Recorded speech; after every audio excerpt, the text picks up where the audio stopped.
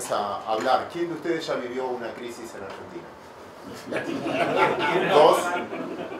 ¿Tres? Depende. Tengo dos brazos. Dos brazos. Como chiste malo.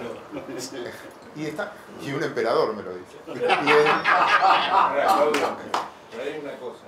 Cada crisis que pasé es una mejor. Wow. Vení, dale la charla a vos. No sé cómo.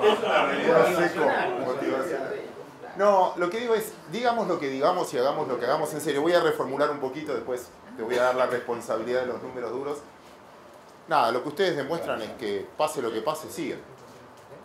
Me parece que el punto, disculpame que te toco, creo que lo que dice él es, ya tenés una gimnasia y te la ves venir, digamos. Entonces vas armando el anticuerpo, si la ves venir. Es esto. La primera frase, que en realidad es el que maneja el Banco Central de Inglaterra, siempre la usé, perdón, y quizás ya me la escucharon, pero es la mejor frase que escuché. El mercado se mueve por las expectativas que va a tener la gente por los sucesos y no por los sucesos. Si todos creemos que va a haber quilombo, sacamos el dinero, termina habiendo quilombo. Si todos creemos que la cosa va a andar bien, esa teoría la escribió el que manejaba hasta hace 2 años el Banco Central de Inglaterra, lo manejó durante 15 años. ¿Y saben cómo se llamaba el inventor de esta frase? La teoría de Maradona. ¿La conocen? Iba a ser el viejo chiste, pero no. Maradona, ¿alguien de ustedes nació antes de 1986? No, ¿soy el único? Sí. En el 86 hizo el mejor gol de la historia de los mundiales hasta ahora. No el de la mano, si no se acuerdan, esquiva un montón de ingleses y cayéndose hace el gol. Mentira. Si quieren lo miramos después por YouTube. Maradona no esquivó a nadie. Maradona toma la pelota en la mitad de la cancha, hace la pirueta y va corriendo derecho al arco. Un defensor pensaba que iba para un lado, se corrió, le dejó el medio. El otro defensor pensaba que iba para otro lado, le dejó el medio. Y él corrió derecho al arco y sí cayéndose, y con los dos defensores corriendo lo de atrás, esquiva al arquero y hace el gol. ¿Qué decía el profesor inglés? Nunca importó lo que iba a hacer Maradona. Lo que importaba era lo que los defensores pensaban que iba a hacer Maradona. Y eso es mercado. No importa tener razón. Si no, yo estaría sentado de ese lado, dueño de una compañía o CEO de una compañía y no de este lado tratando de vivir de una charla. O sea, el punto es el olfato y la calle, y para los que operamos bursátilmente, es irreemplazable. ¿Por qué? Porque es anticiparse a lo que la gente va a hacer. Y de eso se trata. Por eso, aprovechando la presentación de cada uno de ustedes y quería cambiar, la respuesta debería ser al revés. ¿Quién ve a la Argentina bien? No entendieron la pregunta. O sea, Depende del punto de vista. depende, claro. Depende, si te dedicaras a la política y... Nadie. ¿Quién cree que va a mejorar?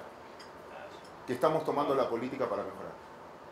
Tercera pregunta, y para mí la más relevante. ¿Ya están los precios?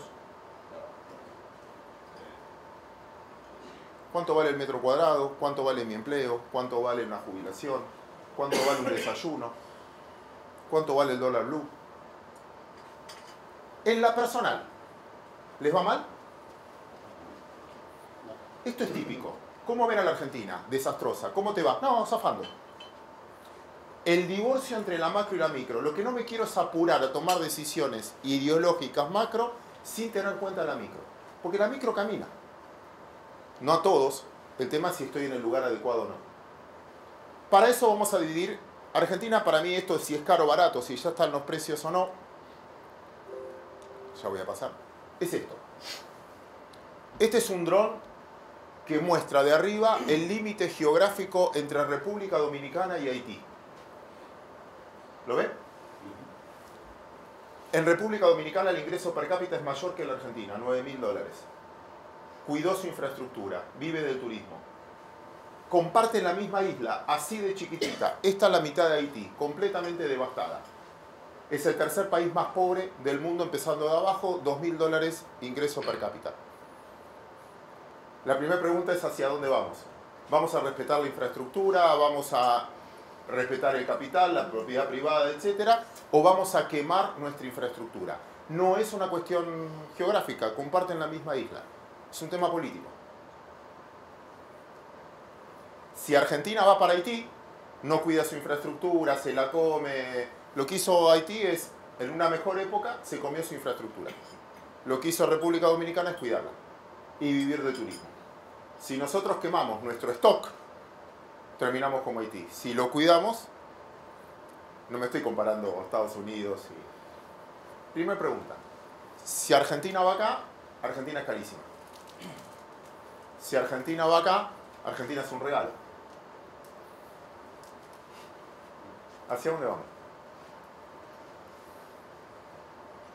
En una reunión, si esto es una reunión de directorio global, las que organiza Claudio habitualmente, es la primera pregunta que nos tenemos que hacer. Argentina, socialmente, ¿a dónde va? A la frontera eterna. Es una respuesta. Yo soy de los que cree. Yo tengo 3 sombreros en la presentación: accionista y socio de Silvercloud acá de Rómulo, y un salario que cobro fijo. Yo estoy como secretario de la Federación Iberoamericana de Bolsas. Todas las bolsas de Iberoamérica nos juntamos. España, Portugal y toda América debajo de Estados Unidos. México para abajo. ¿Por qué? Porque nos llegó nuestro Uber. El día que Mercado Libre o Amazon diga compra y venda acciones por medio nuestro y páguenla por medio de él o lo que fuera, nosotros no existimos más. Entonces, ¿qué dijimos? Che, nos sentamos a una mesa, no competimos más, ¿no? No. Empezamos a trabajar juntos con infraestructura, blockchain, etcétera. Como somos muchas, son chicas, no tenemos para hacer la inversión, nos juntamos todas y compartimos proveedores, ciberseguridad, etcétera. Y la verdad, hasta ahora va bien. Me toca coordinar eso. Es España, que la compró Suiza, Portugal, más o menos que ya no participa porque está en Euronext, y todas las bolsas. Si yo les cuento las reuniones que tenemos todos los viernes de las bolsas, todas hablamos lo mismo. ¿Conocen algún país que no tenga problemas políticos? Nómbreme uno. Nómbreme un presidente que tenga más de 30% de popularidad. Uno solo, nómbreme. Ni Biden. La calle Pou. Bien. Me cagaste. Por eso Uruguay vale lo que vale. Y fíjate cómo los precios hablan, porque Uruguay vale 5 veces que la Argentina, y conozco más gente yéndose a Uruguay que uruguayos viniendo acá, para que vean que el precio no es solo determinante, es Haití o República Dominicana. Mi apellido es Uchovicki, obviamente colectividad judía, parte de mi familia lejana, viene de Alepo, y yo tengo un primo que siempre, cada vez que yo insulto a la Argentina o puteo a la Argentina, me muestra una foto de Alepo y dice, menos mal que los abuelos vinieron, ¿no? De Alepo hoy. Menos mal que vinieron. Entonces ahí me calmo. Pero salvo excepciones, que vos decís, che, ¿y ganará dentro de 4 años? No puede. No puede reelegir. Bueno, ¿y quién viene después? Es un tema. Buen punto. Pero cuando das vuelta al mundo, no sé, el de Perú. Escuchen al presidente de la Bolsa de Perú. Perdón un segundo, Claudio. Es lógico que tenga la calle Pou una gestión, digamos, y que sea aprobada, porque no puede reelegir, y entonces tiene que empujar. El problema es que no tiene segunda línea. Es muy posible que pierda con la izquierda, a pesar de que tenga una imagen muy buena. Es muy probable que pierda con la izquierda. Pero digo ahí, perdón, nada. No. Igual, todo esto cambia tan rápido que yo no sé ni siquiera, por más de lo que digan las encuestas, quién va a ganar en Brasil, quién va... Pero esas olas van en todos lados parecidas. O sea, Argentina no es el único país que privatizó en los 90. Se cayó el muro de Berlín en el 89. O sea, no era que éramos los únicos. Yo llegué a tener personalmente la Telefónica de Bulgaria, que se había privatizado en el 93, porque habíamos vivido Telefónica y Telecom en Argentina, y México antes. Entonces íbamos todos haciendo lo mismo en todos lados. No es que entramos en democracia solo nosotros en el 83. Todos los países al mismo tiempo, todos tuvimos Fujimori, Menem, el que fuera de un lado, después todos fuimos... Más o menos a lo que voy es que salgamos un poco. Si ustedes escuchan al peruano hablando de Perú, si ustedes escuchan al colombiano hablando de Colombia hoy, si ustedes escuchan al chileno hablando de Chile hoy, si ustedes escuchan al americano hablando de Estados Unidos hoy, si ustedes escuchan al israelí hablando de Israel hoy, nada, yo siempre cuento la misma anécdota, que en una reunión, hace un tiempo, el de España estaba indignado cuando se fue el flaco de Podemos. Y contaba toda lo que les costaba formar. Estuvieron un año casi sin formar gobierno. Entonces lo interrumpe el de Brasil y le dice, ¿eso es un problema? Eso es una crisis. Mirá lo que nos pasa en Brasil. Empezó a contar todo el caso. Hasta que lo escucha el de Perú y dice, ¿me estás jodiendo? Eso es un problema. Nosotros tenemos los 3 últimos presidentes presos, el 4º se suicidó, ahora parece que gana un tipo que no le entendemos lo que está diciendo, ya cambió 3 veces de gabinete. El de Chile escucha y dice, ¿ustedes vieron nuestras calles? Y cuando te preguntan Argentina, bien, zafando.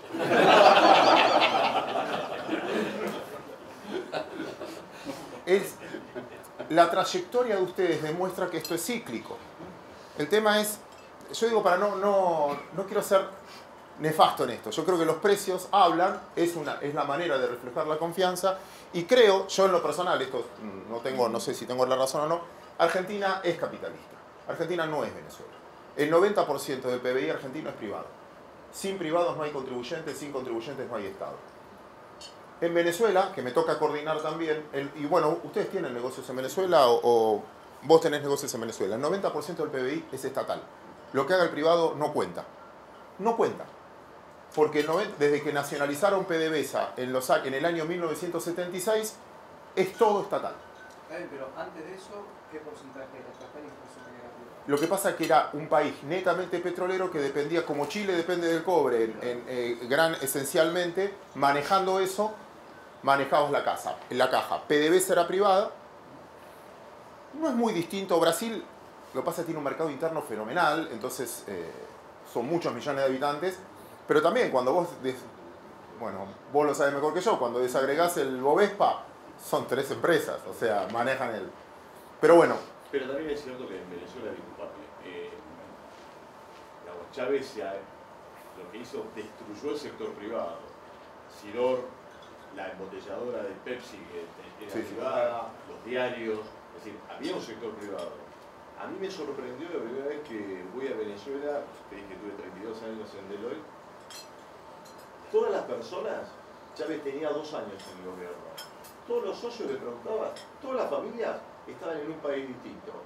Este socio la tenía en España, este en Chile, este en Estados Unidos, ellos trabajaban en Venezuela, pero ya se veían venir algo extraño.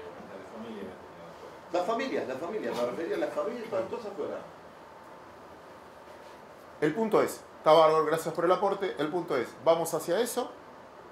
O Argentina, y esto es una apuesta, yo creo que Argentina, por la idiosincrasia y la sociedad argentina, por ahora, obviamente que estamos perdiendo calidad social, me parece que tiende más a ser capitalista. No es que pueda haber alguien, no es que hay los milicos o algo como lo hizo Chávez en su momento. Desde ese punto de vista, quizás está muy bien el punto de decir, bueno, una cosa es vivir acá y otra cosa es poner tu plata acá.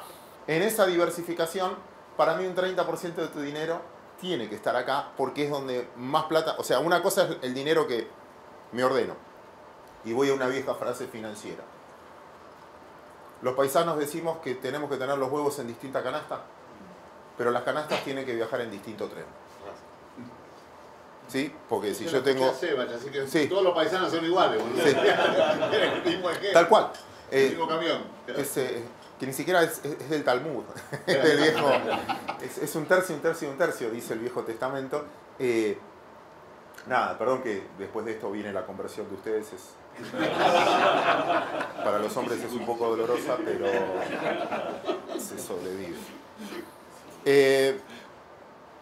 3 puntos, y te dejo a vos con esto. 3 puntos que para mí sí sabemos del mundo.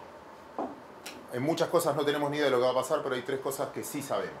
Primero, Estados Unidos, el mundo en general, porque Europa también, emitió 1/4 del dinero existente desde el principio del dinero en el 2020 y 2021. ¿Está bien? Hay 1/4 más de masa monetaria. Si ustedes comparan la masa monetaria en el 2019 del mundo, la masa monetaria del 2021 se emitió. ¿Por qué? Quédate en casa. Yo te pago los cheques en Estados Unidos de $1.200, vos quédate en casa. ¿Qué hicimos todos cuando nos quedamos en casa?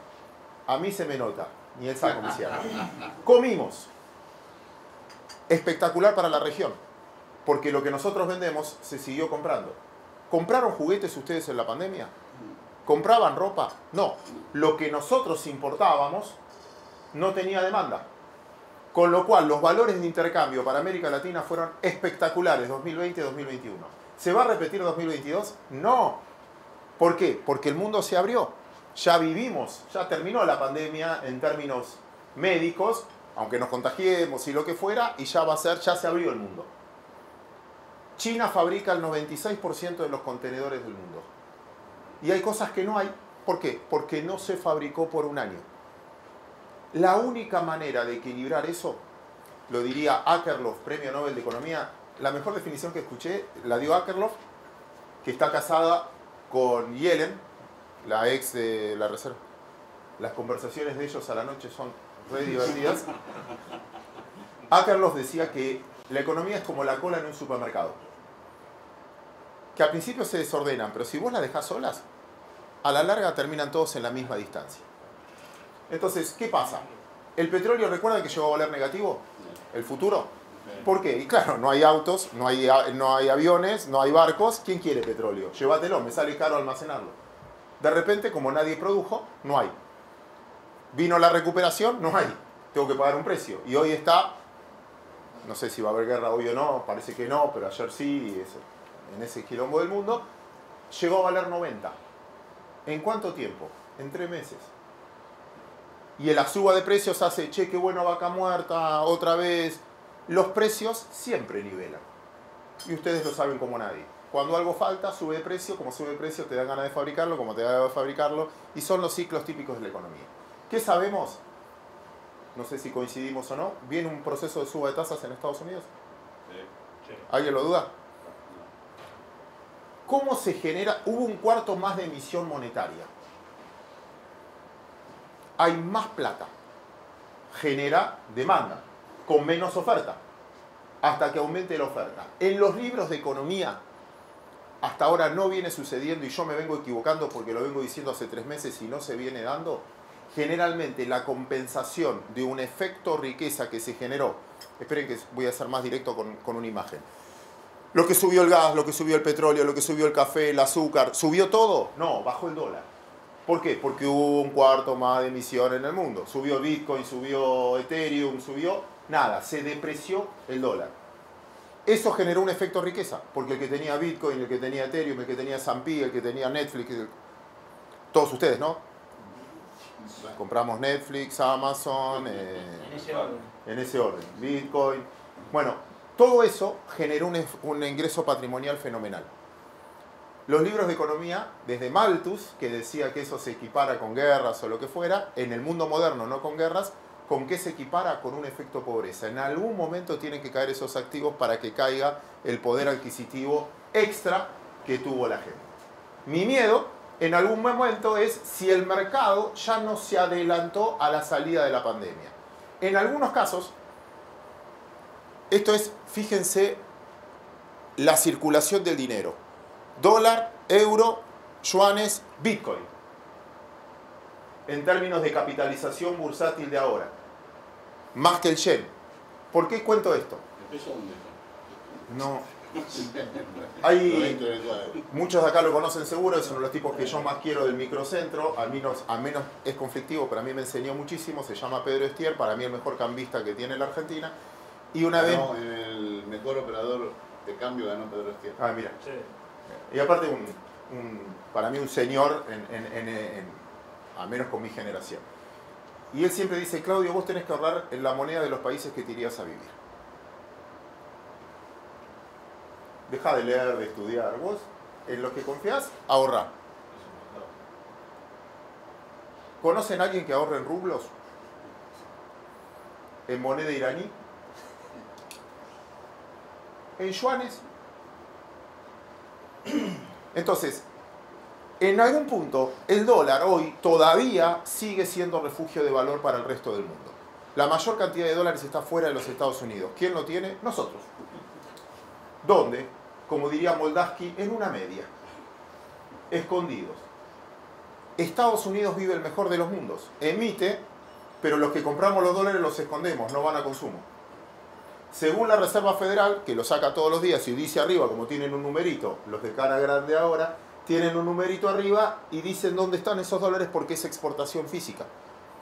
Y ahí si ustedes entran a la página de la Reserva Federal, va a decir que el país que más dólares físicos tiene es Rusia, 80.000 millones de dólares, el segundo es China, el tercero es la Argentina, pero si lo dividen por cantidad de habitantes, obviamente estamos primero. Son 50.000 millones de dólares físicos que hay en Argentina.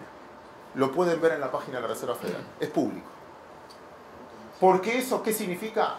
Estados Unidos vive de la desconfianza del mundo. Nacen las cripto, mundo hermoso para hablar, a mí me gusta, todo perfecto, pero hasta ahora lo monetizo. Tesla te dice, acepto Bitcoin para, o ustedes pueden decir, acepto para comprar propiedades Bitcoin. ¿Y qué haces? Bueno, ¿cuánto vale el Bitcoin? 43.000. ¿Cuánto vale esto? 100.000 dólares. Bueno, tráeme 2,2. ¿O no? Con lo tanto, ¿cuál es el protagonista? En ese contexto todavía no diría bien un nuevo mundo. Y cierro este comentario. El otro día leí una nota que me impactó, muy buena, de Sebastián Campanario, que él decía, ojo con creer que viene una nueva normalidad. Porque todos queríamos tener la vida que teníamos antes. Ni bien se levantó la pandemia, todos íbamos a comer a restaurantes, todo. Y en la teoría de Akerlof, de la economía, van a faltar las cosas que nosotros decíamos que no iba a haber más empleo. Hoy no hay médicos. Eddie, que es... maneja la residencia del Mitre y el Duputrier, dicen no hay médicos. ¿Cómo no hay médicos? Y no, si yo ni quiero que mis hijos estudien medicina. ¿Por qué? Y si les pegan, los tratan mal y no ganan nada. Y enfermeras tampoco. La próxima generación, dentro de 2 años, vas a pagar el doble por una enfermera que lo que pagás por un programador. Son todas peruanas, venezolanas, ecuatorianas. Y va a valer más que un programador. Megadontólogo. ¿Y cómo lo equiparás? Por precio. Entonces, todo lo que nosotros decíamos que iba a faltar, no va a faltar. En términos de esa ecuación económica. Y un detalle más, ni siquiera chapistas, es decir, los trabajos manuales no hay. Porque están mal pagos.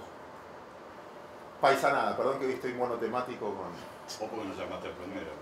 Pues. Bueno, convertimos esto en un libro de quejas. Industria textil. El que produce telas o ropa te dice, no consigo, los talleristas que antes terciarizábamos, no los consigo. ¿Por qué? Porque dice, les conviene vender para ellos. Primero que tenías los inmigrantes que ya no les alcanza para comprar dólares para mandar a sus familias, no les cierra el negocio. Y después el tallerista te dice, pero prefiero poner una manta adelante que producir para vos. Y el tipo dice, yo para equiparar eso les tengo que pagar más, pero no me cierra mi negocio. Entonces estoy en el medio. Bueno, eso se va a equiparar con precio. Esta era mi teoría que hasta ahora no se viene dando. Este es el avance de la economía real y este es el avance del valor de los activos. Y este gap tarde o temprano se cierra. O sube, se está anticipando que viene un gran crecimiento de la economía real, que está sucediendo, o los mercados deberían ajustar. Me equivoqué hasta por ahí, en algún caso me voy a excusar ahora, porque hay acciones que sí valen la mitad. Mercado Libre vale la mitad, o Amazon bajó un montón. El tema es que los promedios ya no nos representan a ninguno de nosotros. Ayer salió el número de inflación, 3,9% en enero. Quizás alguno de ustedes tuvo una inflación del 7%, y algunos tuvo una inflación del 0%, porque estuvieron congeladas las tarifas. El Merval no representa el comportamiento de la bolsa argentina, porque 3 acciones subieron mucho, el resto bajó. El S&P no representa el comportamiento del mercado americano. Sandra, vos trabajás en banca privada, los que trabajan en banca privada. Viene el cliente y te dice, este año la rompimos, ¿no? No, más 2. ¿Cómo más 2? Si fue el máximo del mercado de la vida. Y no, pero tenés un compendio de acciones que subieron solo estas y justo eran caras y no las compramos. Entonces van pasando de banca privada a banca privada. Hay un dicho que dice, nunca te metas en un río que tiene un promedio de 1 metro. Tal cual. Claro. Tal cual. Esto es el tercer factor que quería meter del contexto, es China, que no es un dato menor. Esta es la acción de Amazon y esta es la acción de Alibaba. No, es una cuestión de China. El mercado de China vale la mitad. Y si los precios hablan, no es que viene la mejor época para ellos, que es nuestro principal socio comercial. Entonces, escenario de suba de tasas. El mundo, nuestros socios comerciales, no están en su mejor momento hablando de mercado, y un dólar, a mi criterio, en el mundo valorizándose. ¿Por qué? Porque ahora sí hay demanda de dólares para producir. ¿Estamos? Primer foco de atención. Y cierro, bueno, esto. La velocidad del cambio. El 2009 para mí fue el año deportivo más importante de la Argentina. Es hincha de estudiar. Sí, está contento. ¿Cómo que no? Se emocionaron. El silencio que provoqué es porque se emocionaron. Sí, Estudiantes, en el 2009, Estudiantes salió campeón de la Libertadores. ¿Quieren hablar un tiempito de esto? Estuve en la cancha. ¿En serio? Estuve en la cancha. De Mineirao. Ah, te emocionaste. Hincha de Río. Vos que juntás pasto de todos lados. Hay canchas donde no puedes sacar nada. En la de Estudiantes, Aparte, cuando fuimos de Independiente no había pasto. hoy se puede almorzar en el estadio de Sí. La Plata. Se almuerza en el pasto. Y Del Potro ganó el US Open en el 2009. ¿Por qué pongo esto? ¿Se acuerdan del 2009? Sí. La historia del 2009. Ustedes en el 2009 eran... Ayer fue el 2009, ¿no? Bueno, les cuento un par de cosas. En el 2009 no había WhatsApp. No existía WhatsApp. Hace poco fue una crisis global que no anduvo por 8 horas. Haces pedidos, logística, compras, mandas órdenes. En el 2009, ¿cómo hacíamos sin WhatsApp? BBM. ¿Quién de acá tuvo BlackBerry? ¿Quién hoy tiene BlackBerry?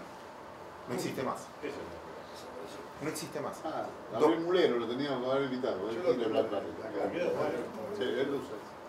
Usa BlackBerry. Porque no quiere hablar con nadie, Gabriel. Porque ¿con quién te comunicas? ¿Quién te atiende? En el 2009 no existía economía colaborativa.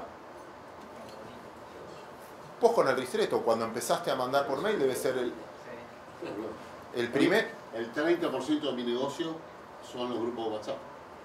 Es mi primer minoría en facturación. No existía Spotify, no existía Airbnb, no existía Uber, no existía... Todo eso cambia el sentido, sobre todo los que estamos acá o los que nos invitan hoy, cambia el sentido de la propiedad. Economía colaborativa, en finanzas lo llamamos DeFi, descentralización financiera. Desde ese camino. No existía Bitcoin, no existía blockchain. No podía pagar con el celular. 2009. Con esto incentivo a la velocidad del cambio. Ahora sale, luego del fracaso del primero, mi segundo libro, que se llama Cuando mis hijos tengan mi edad. ¿Cómo va a ser el mundo cuando mis hijos tengan mi edad? Cuando lleguen a 40 años. No sé. Porque no puedo describir cómo era hace 5 o 6 años. Esa velocidad del cambio me parece que para mí es lo central para discutir financieramente. Demografía. El mundo es uno solo hoy. Cuando los escuchaba, todos ustedes están en más de un país y antes era imposible, nos vestimos igual, tenemos la misma ropa. Una vez fui a una charla que me impactó. A ver si me sale.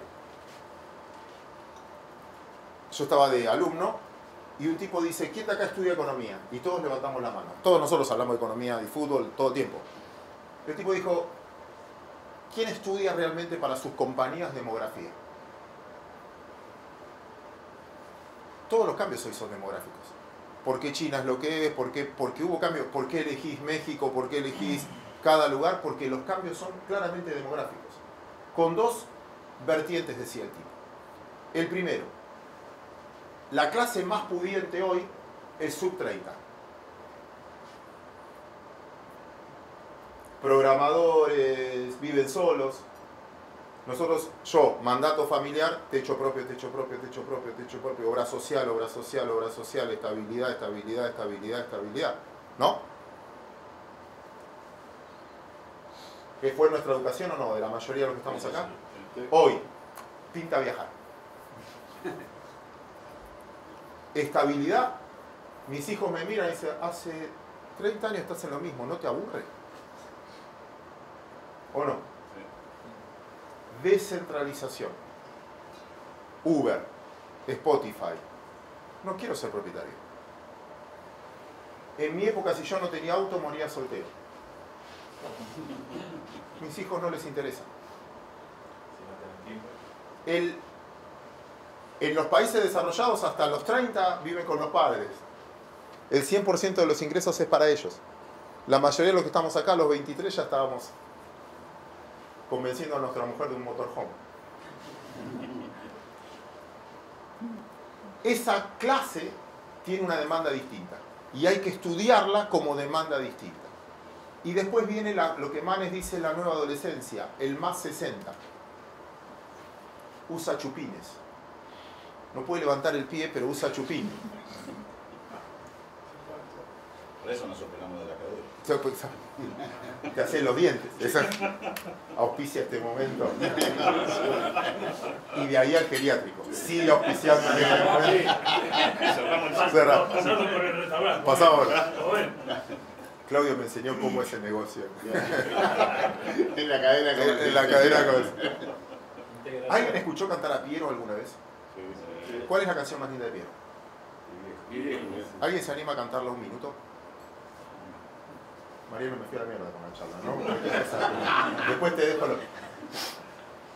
Era un buen tipo mi viejo, ¿cómo era? Ahora se camina lento. Mirá qué bueno. No me acuerdo. Tengo que empezar. Camina lerdo, como perdonando el tiempo, viejo, mi querido viejo, viene la sangre nueva. Piero escribió esa canción en 1969. Él tenía 24 años y su viejo, querido viejo, tenía 48. Siempre la cuenta Piero. Que el viejo se enojó, se chinga, Camina lerdo.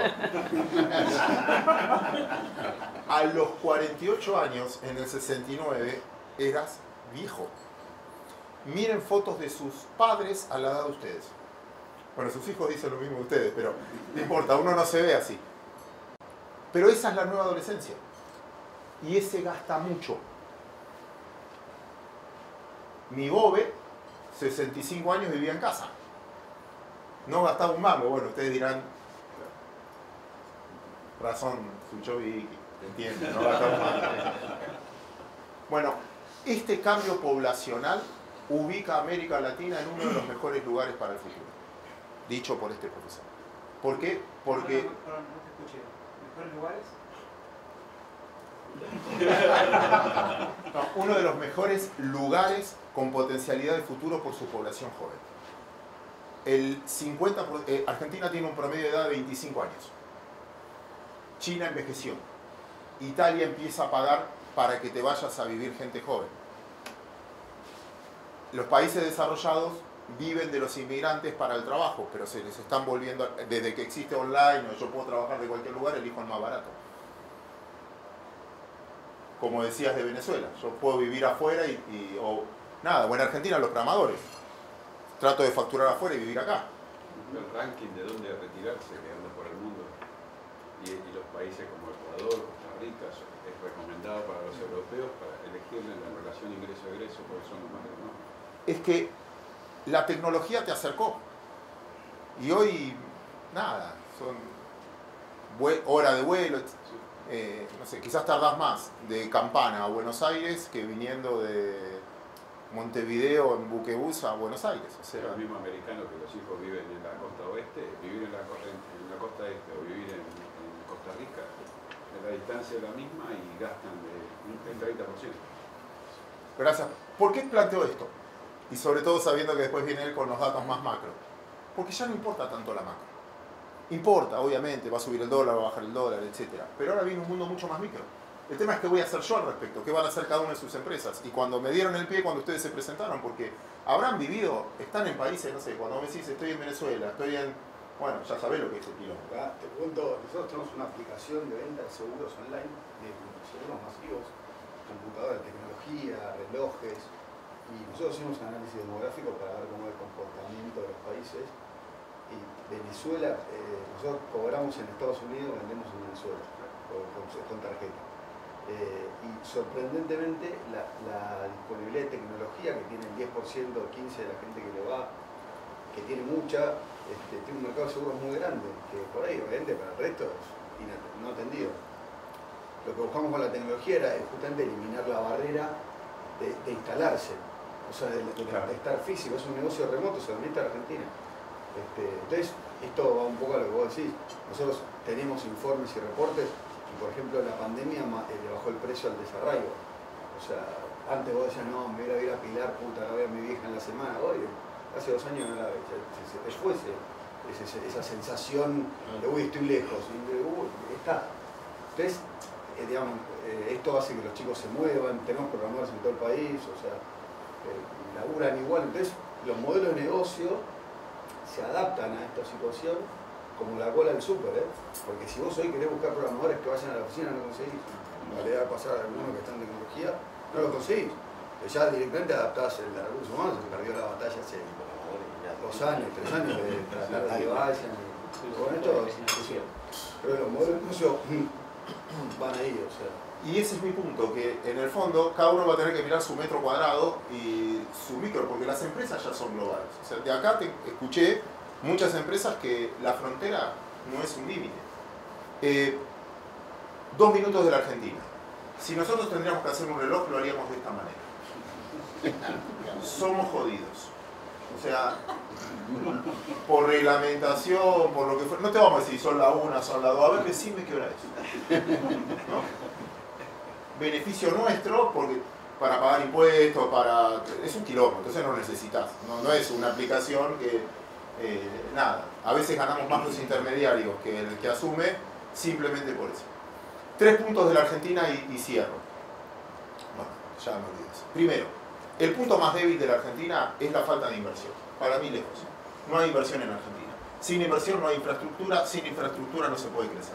Estamos en el mínimo histórico. Yo voy a mostrar 3 gráficos rápidos que para mí coinciden en por qué no soy tan negativo de cara al futuro. El primero es, estamos mínimo histórico en la inversión en Argentina. ¿Cuándo pasó esto? Acuérdense de las fechas. 1989, 1965, 1975, cuando hubo pico de desinversión. ¿Qué significa desinversión? No hay rutas. Ustedes, tengo que importar, no consigo bienes. Tengo la demanda, pero no hay. No tengo, tardo el doble. ¿Sí? Es claramente un tema de infraestructura. Argentina necesita para crecer una inversión del 17% del PBI. Para mantener, es la amortización de ustedes. O sea, si no mantengo los ascensores, si no mantengo... Bueno, ese solo mantenimiento necesito el 17%. Si quiero crecer necesito más. Y Argentina está en el mínimo, porque ahora está peor, esto es 2020, 2021, está mínimo en cantidad de inversión. ¿Qué pasa cuando no hay inversión? Quilombo. Se corta la luz y genera el peor de los cambios, que es... Sí, esto no se te complica con la falta de dólares, porque necesitas no menos de 5.000 millones para que la economía... Esa es la causa que es... Es la doble combinación. Es el próximo gráfico. ¿Por qué no hay inversión? Porque tenés un déficit fiscal enorme y el gobierno se corre, o los gobiernos provinciales no hacen obra pública o no para mantener, y porque el privado se corre porque no se repaga la inversión. Hay una frase que a mí me moviliza mucho, en realidad me la enseñó de Pablo, es de Keynes, y dice, no hay peor dolor que el soportable. ¿Por qué es soportable? ¿Cuándo una sociedad cambia? Cuando el dolor es insoportable. Y yo creo que nos van a llevar a eso. Económicamente, ya para mí tocamos piso. O estamos cerca del piso por el valor de los mercados. Falta un impacto social, que es lo que se dio en Chile, es lo que se dio en Ecuador, es lo que, no importa la ideología, que es cuando la sociedad dice basta, indignados en España, etc. Y eso generalmente es un tema social. Un día, no sabemos cuándo, qué pasó, lo que fuera, nos quedamos sin luz 10 días, nos quedamos, la gente reacciona y el poder político reacciona. Porque el político es mucho más inteligente que nosotros, o la mayoría de nosotros, porque vive de nosotros, y detecta, dice lo que la sociedad quiere escuchar. ¿Vieron alguna vez algún político cambiar de opinión? Depende. Los chistes los hacía yo. Perdón, ¿tienen opinión? Se adaptan a lo que la sociedad quiere escuchar. Escuchamos el mismo tipo que privatizó levantar la mano para nacionalización de YPF, o sea, uno que tenía patillas, el mismo tipo. Nada, lo ven todo el tiempo. Primer punto, si ustedes fijan los mínimos de inversión, 2001, 89, 75, 65, algo pasó. Porque la sociedad no da más, porque no te quedaste sin infraestructura. Segundo gráfico, déficit fiscal. Porque, como bien decía él, ¿por qué no hay obra? ¿Por qué no hay inversión? Porque gastás más de lo que te ingresa y toda la plata se la chupa el Estado. El 75% de la plata de los bancos, ahí tengo ahí el de Santander, el 75% de la plata de los bancos hoy la tiene el Estado. Los bancos cotizan en bolsa, lo podemos ver. El LELIC, el LETES... La plata no es de los bancos, es lo depositante, es peor. Hoy sos banca pública. Hoy yo te tengo... salvo el Santander, que es el mejor banco de todos, auspicia este momento. El resto de los bancos, nada. Todos los bancos son banca pública. 75% de la plata está ahí. Y por eso no hay crédito.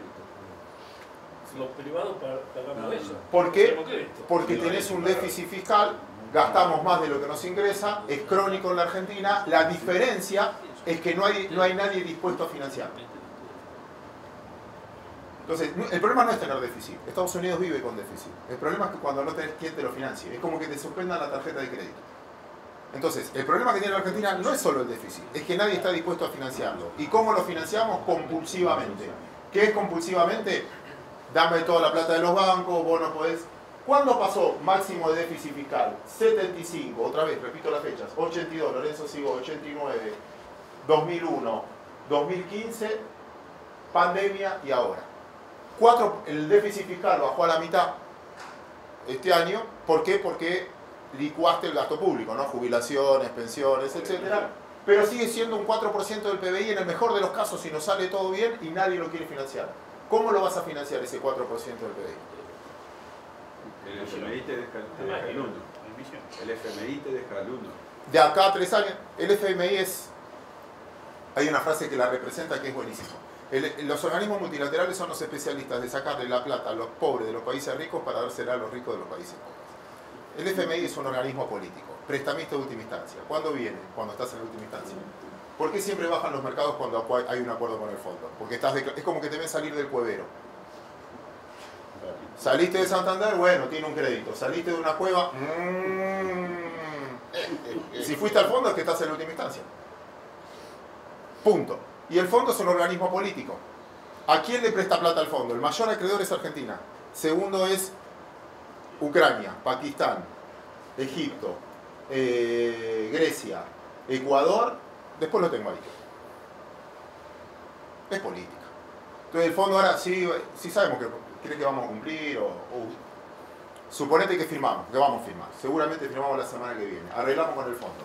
¿Vos vas a cambiar alguna actitud empresarial porque arreglamos con el fondo? ¿Qué verso para nosotros es eso? Arregles o no arregles es lo mismo, ya sabemos que no le vamos a pagar. O sea, no tenemos la plata para pagar. Argentina tiene un déficit fiscal del 4,4%. ¿Cómo lo va a financiar? ¿Tomando deuda? No hay. ¿Bajando el gasto público? No puede. Licuándolo sí.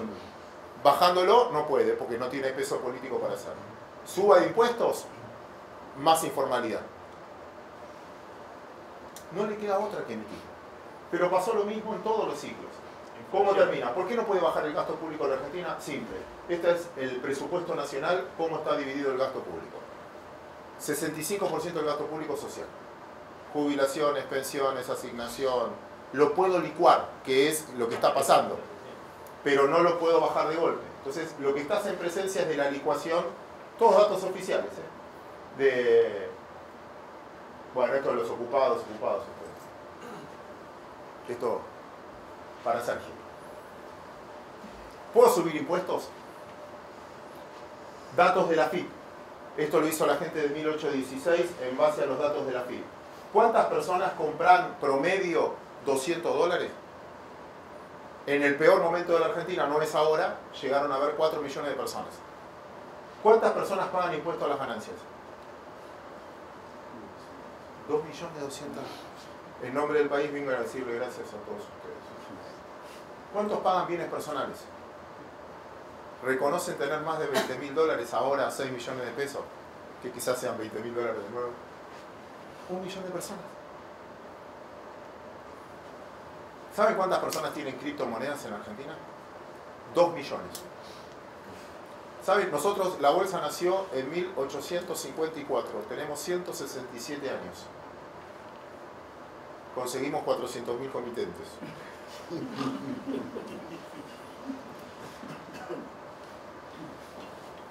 Nada. Se cierra el círculo, para el que paga es el 70% de tributación, para el que no paga es 0, el promedio da que la presión fiscal es del 45, pero es mentira. No es del 45 porque los que pagan es mucho más. ¿Cómo resuelve la Argentina siempre esto? Siempre fue igual, el tercer gráfico, ¿se acuerdan? Falta de inversión, por déficit fiscal, el déficit fiscal infinanciable, entonces Argentina licúa. ¿Cómo licúa? Devaluando. El dólar más caro de la historia argentina, lo que ven en amarillo es el dólar blue, o financiero en aquel momento, lo que ven en azul es el dólar oficial. El mayor dólar de la Argentina, traído a valor actual, neto de la inflación americana, porque el dólar se depreció en el mundo, te da que el dólar más caro de la historia argentina fue en el año 1975. Rodrigazo. 300 pesos. Hoy. ¿Saben cuánto, ponele 300 pesos de él, ¿saben cuánto tiempo estuvo Celestino Rodrigo en el poder? 20 días. Pero encontramos el chivo expiatorio, él fue el culpable de todo. Hay una agrupación que se llama La Gelba, que es el que estuvo pisando, es como que mañana salga la agrupación. Destapó la presión. Dijo, no se puede seguir esto, se destapó, es lo que siempre dicen, el riesgo que corre la Argentina, más que hiperinflación, es algo de esto.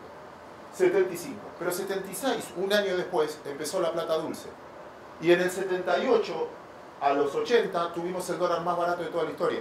Perdona, Fabio, ¿ahí tenés brecha del 100%, decís? Eso... Sí, ahí había dos dólares, financiero, comercial, no es que había tanto dólar blue. Tampoco era tan popular el dólar en aquel entonces como lo es hoy. Pero en los 80 era el DM2. Se hicieron hasta películas. En 4 años de diferencia nos fuimos del dólar más caro de la historia al dólar más barato de toda la historia. 82, Lorenzo Sigoy, apuesta al dólar pierde. 85, plan austral. Un austral valía más que un dólar. 3 años de diferencia de un extremo al otro. 89, hiper. Y 90, hiper con el de patillas también. 92, convertibilidad. Segundo dólar más barato de toda la historia. De un extremo al otro en 2 años. 2001, 2012 en realidad, enero del 2002. El dólar de 1 a 4. Después estuvo 7 años debajo de 3. Ahora, 2015, oficial hasta que los se juntaron el 14, 15 y ahora. ¿Qué quiero explicar con esto? Argentina no tiene un tipo de cambio caro. La devaluación licúa y después empezamos de nuevo. Che, qué barata es la Argentina en dólares. ¿Les puedo contar para qué vine? ¿Sí? Terminamos con esta farsa. Bueno, los juntamos a todos acá, perdón. Necesito vender mi auto. Y me dijeron que acá había un poder adquisitivo que podía comprar mi auto. Yo tengo un Mercedes-Benz modelo 2019, impecable, no lo usé por la pandemia, impecable. ¿Quién lo quiere? Claudio, con el quilombo de seguridad, con lo que debe pagar de patente, ni en pedo. Lo vendo por $2.500. Lo compramos todo. ¡Dámelo! ¿Qué hago? Así somos. Así somos. En algún momento va a haber un desarrollo inmobiliario. ¿Y cuánto vale el metro cuadrado? ¿Y qué hago con la guitarra? A ver, si te la dejo a vos, Claudio, ¿qué veo? La dejo a Sandra. ¿Cuánto me rinde? 2% anual. Y bueno, ¿cuánto vale? Y ustedes son testigos de eso, porque más de una vez habrán querido retirar porque están hartos de todo, pero cada vez que los escucho, un restaurante nuevo, y eso hace cambiar. Por precio, no por confianza. Hay 2 maneras de dar vuelta a un mercado. Por precio, porque es muy barato, o porque creo Amazon, cada vez está más cara. Apple, ¿por qué? Porque confío en el futuro y no importa, hoy es caro, pero mañana va a ser más caro. En Argentina no es Argentina es así, no es así. Entonces, yo creo que esto hace que la Argentina hoy sea lo suficientemente barata para que más de uno diga, quizás pienso en vivir 3 meses en Uruguay, 2 meses en Miami, o lo que fuera, pero no voy a vender a este precio, uno, y después, bueno, si están desesperados, y eso hace rebotar a la Argentina. Socialmente creo que es el tema más complicado, porque cada rebote de estos hay 10% más de pobreza, y una sociedad menos armada, ¿no? Educativamente, etcétera. Por eso insisto, el mundo no sopla a favor, tampoco muy en contra porque va a crecer. El dólar sigue siendo refugio de valor y el argentino está terriblemente dolarizado. Última transparencia y termino. ¿Qué es eso? Tendencia. Bueno, esta es la licuación, ¿no? La licuación del salario. La licuación en dólares de salario o en pesos. Esto es ¿a quién le debemos plata? Lo del fondo es el 12% de la deuda. El fondo es lo de menos. O sea, la mayor hoy la deuda en pesos generada nueva es 53.000 palos, pero la última transparencia en sí, o esto es lo que les decía del fondo, es en blanco, según la AFIP, ¿Saben cuánta plata de argentinos que deciden pagar el doble de impuestos porque bienes personales pagás el doble hay afuera en blanco? 120.000 debe ser. Eso es lo que se blanqueó. Lo que se blanqueó. Si sumás propiedades y cash, Ah, bueno, 200.000. 368.000 millones de dólares según la FIP que pagan impuestos. Reservas del Banco Central, vamos a sumar todo, 37.000. No es un problema de que no hay guita, no las tiene el gobierno. Mejor. Está en otras manos. Gracias a Dios. Y es- Ahí está, emperador, ese es el punto. Gracias a Dios. Está, pero la plata está. La plata está. El punto es que en algún momento diga, bueno, confianza, lo que fuera, o especulación, en algún momento con que venga el 10%. ¿Saben cuánto valen todas las empresas argentinas? Las de ustedes también. Capitalización bursátil hoy del Merval, 95% del PBI argentino. Techin, Arcor, Galicia, la parte del Banco Río que rescataron, todas, sumo todas. Todas las empresas argentinas. Menos la del señor. Todas las empresas argentinas, capitalización bursátil del Merval, que es 95% del PBI, 33.000 millones de dólares. Si viene el 10%, no hay. No hay. Por eso creo que no vivimos lo peor socialmente. Para mí no vivimos lo peor socialmente, falta ese detonante. Pero económicamente me parece que estamos mucho más cerca del piso que del techo. Y lo explica la primera pregunta que les hice. Porque si todo la vemos mal, ya actuamos en consecuencia, ya desinvertimos. De hecho, hay más plata afuera que acá. Ahora tengo que hacer tiempo hasta que vuelva María. Experiencia bolsera. Después de muchos años de mercado. Cuando la gente te llama todo el tiempo, che, ¿por qué sube? ¿Por qué sube? ¿Por qué sube? Sigue subiendo. ¿Por qué? Porque si no puedo explicar la suba, es que estamos todos afuera. Che, ¿y cómo sigue subiendo el Nasdaq? ¿Y por qué vale tanto? Y porque estamos afuera. Y a ver, contame el Bitcoin. ¿Cómo puede ser? Y porque estamos afuera. Cuando toda la gente te pregunta por qué baja, estamos empomados. Ya estamos adentro. Che, ¿cómo puede ser que el AL30 valga cada vez menos? Y porque estamos todos comprados. Necesitamos gente que venga a comprar, no que... Y mi sensación es que Argentina está descapitalizada. Lo que fueron haciendo, pues, se separó y está fuera. Con un cambio desde el punto de vista, insisto, sensación de sociedad, político, lo que fuera, me parece que el próximo ciclo en América Latina no es más izquierda. Me parece que el próximo ciclo América Latina, por lo que veo en Chile en estos días, por lo que uno ve en Perú con Castillo, por lo que uno ve en Brasil, lo que dice Lula hoy. ¿Lo escuchan a Lula hoy? Parece Milei. Sí. Castillo ratificó no solo al presidente del Banco Central, sino cambió su ministro de Economía que había puesto un... Dijo, no, así... Me parece que la vida es un péndulo, ¿no? De un extremo al otro hasta que encontramos el equilibrio. Me parece que lo próximo para la región es mucho más centro o mucho más promercado, no tan antimercado. Los precios hoy devengan que vamos a Venezuela y para mí no vamos a Venezuela. Sin más atentamente, Mariano, te tocas. Por estar aquí, gracias Claudio, me la puso muy difícil, o sea, muy Buena prueba, entretenido, ¿eh? interesante, Buena divertido, va a ser difícil mantener la atención. Pero bueno, nada, la idea es hablarle un poquito de nuestra visión y experiencia en real estate. Llevamos 20 años haciendo cosas en distintos mercados y bueno, la idea era compartirle un poco nuestra visión para que puedan reflexionar y tomar mejores decisiones. A ver, distribuimos un poco las variables y las claves para construir rentabilidad en tres grandes claves, ¿no? Para nosotros una de las principales fuentes de valor es la visión global de los ciclos del mercado, ¿no? Como ustedes saben, todos los mercados tienen un ciclo, dependiendo del mercado y demás, son más pronunciados o menos, pero eso es lo que nos permite, digamos, apreciar a altas tasas, ¿no? Para empezar les voy a hacer una pregunta. ¿Cuánto creen que es la tasa de apreciación anual en el largo plazo de un inmueble en moneda dura, ¿no? Porque en peso es un poquito complicada Depende de medirla. la zona, depende del lugar, depende de dónde estamos hablando. Cualquier parte del mundo. Es muy parecido. Apreciación anual. Bien. La tasa de apreciación anual, porque escuchamos el Sí. primer de Tasa de apreciación anual de 7, 8. moneda dura. 7, 7, 8. Bien, a ver. Claudio. No, depende. Si tomás el promedio, creo que está entre 7 y 8%, 14 de las acciones. 10. 10. ¿Acá cómo estamos? No tengo la menor idea. Bueno, esto es lo que pasó en Estados Unidos los últimos 100 años.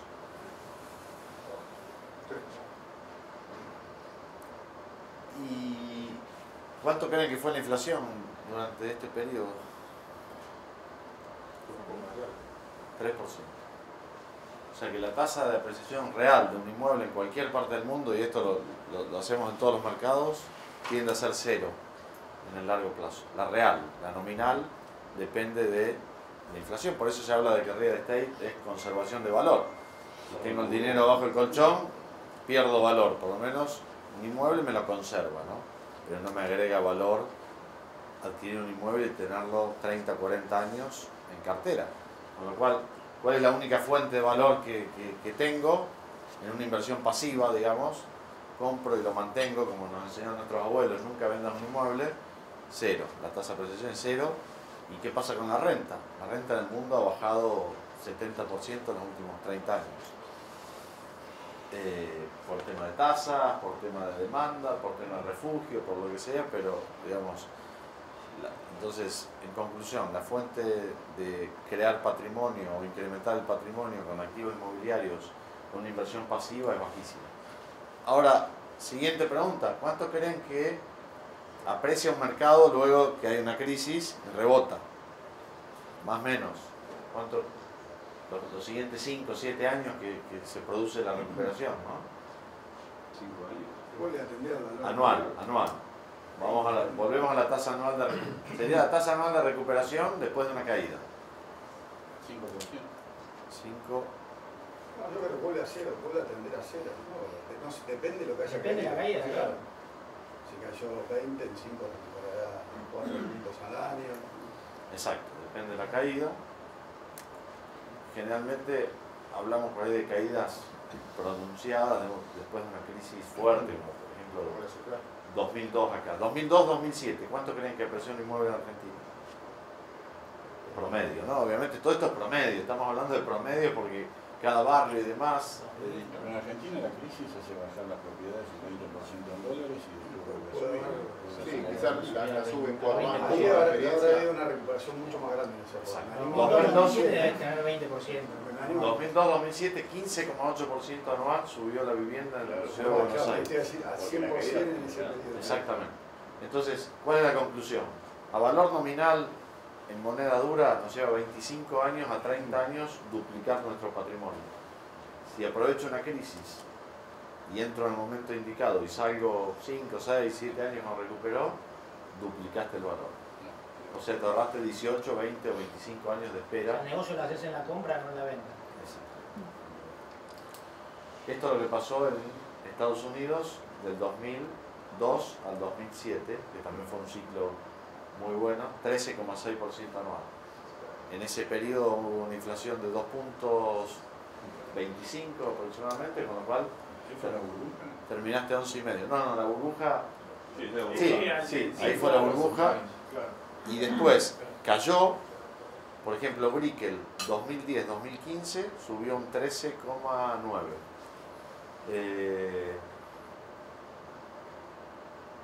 Argentina, bueno, lo que hablamos antes, ¿no? 15,8, subió hasta el 2013-14, después empezó a ajustar. Entonces, los mercados, o sea, la lectura de los mercados y saber el timing de entrada y salida para nosotros es una de las fuentes de mayor valor. Miremos cómo está un poco el mercado. ¿Cuánto creen que hay 200 jugadores que manejan el mundo de la inversión inmobiliaria, ¿no? Que manejan 8,5 trillones de dólares? ¿Cuánto creen que invierten en Latinoamérica? 5, Sí, 8. 8, 1. ¿Quién dijo lo que dijo Claudio? ¿Quién dijo 1? Un genio. ¿No? 1%. Esta es la situación global de los rebotes de los mercados después de la pandemia. O sea, el mundo está creciendo en general, bastante fuerte. Y aquí está la torta que les hablaba, 1%. 50% se lo lleva a Estados Unidos, 33% a Europa y bueno, 15% restante el resto del mundo, ¿no? Por eso cuando generalmente converso con inversores en Latinoamérica y les pregunto, che, ¿cuánto tenés de tu patrimonio inmobiliario en tu país? 100%, 80%, 70%, bueno, me parece que alguna reflexión tenés que hacer, ¿no? Porque si los 200 jugadores más rentables, más inteligentes del mundo invierten en tu país 0, por algo será, ¿no? En Argentina 0, y ese 1% está distribuido Chile, Colombia muy poquito, y Chile, y la mayoría se lo lleva México y Brasil. Seguimos. La recuperación de los mercados post pandemia, la global, América, Europa y Asia-Pacífico. Como ven, la curva Asia-Pacífico, como decía, fue muy distinta al resto del mundo, o sea, no fluctuó demasiado. Estados Unidos fue, digamos, el motor de la recuperación, y Europa está empezando a recuperar. ¿Desde dónde van los flujos hoy y hacia dónde van de inversión global, de los 200 fondos más grandes del mundo? Como verán, los fondos no son tontos. Estados Unidos está completamente inflado, que ahora lo veremos, y se están yendo de Estados Unidos principalmente a las principales ciudades de Europa. Lo que hablábamos antes, cómo varió la renta, el rendimiento por alquiler bruto de un inmueble a nivel global. Está en promedio en 4,5 bruto, que generalmente un 30% para llevarlo a neto. Promedio estaremos en 2,75, 2,80 bruto de los 7, 8, 10 que en algún momento rendía un inmueble. Esto es cómo fue fluctuando. En los últimos 20 años se le pedía a un inmueble un rendimiento de un 50% mayor a un bono. Hoy, por ejemplo, en España un bono rinde 0,30, 0,40 y real estate está cerca del 4, 4,5, es 10 veces más. Con lo cual hay una sustitución de renta fija hacia el inmobiliario tremendo hoy, ¿no? O sea, la brecha se amplió muchísimo, inclusive ante un bono americano también, 3 o 4 veces más.